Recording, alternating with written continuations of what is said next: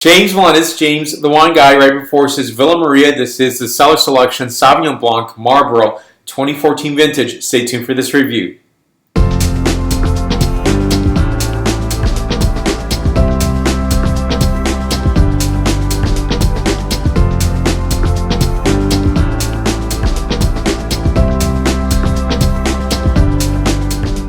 So let me bring this a little closer. Villa Maria, this is the Cellar Selection Sauvignon Blanc back panel for your inspection right here. And I do have another review of the Cellar Selection Sauvignon Blanc 2013 vintage. I'll place that video right here.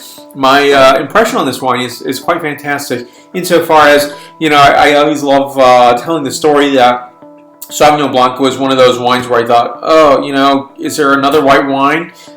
Maybe that was in the beginning, you know, very, very early on tasting wines, tasting white wines, and I really was not in love with. Now the tides have turned, but that's through experience, and that's through the exposure of things like when you taste beautiful Sauvignon Blanc.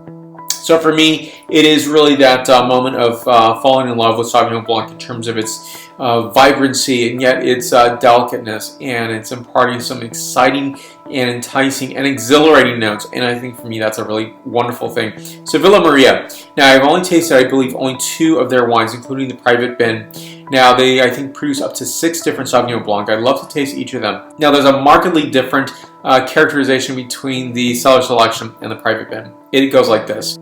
Now this wine is more of a Pinot Gris-esque wine, which I noted immediately upon tasting. I thought this is very fantastic in showing the, I think, the complexity of Sauvignon Blanc. It's showing that Sauvignon Blanc is not just all that New Zealand-esque Sauvignon Blanc, and you know, not that that's really a defining characteristic for all Sauvignon Blanc from New Zealand, but often that's associated with New Zealand.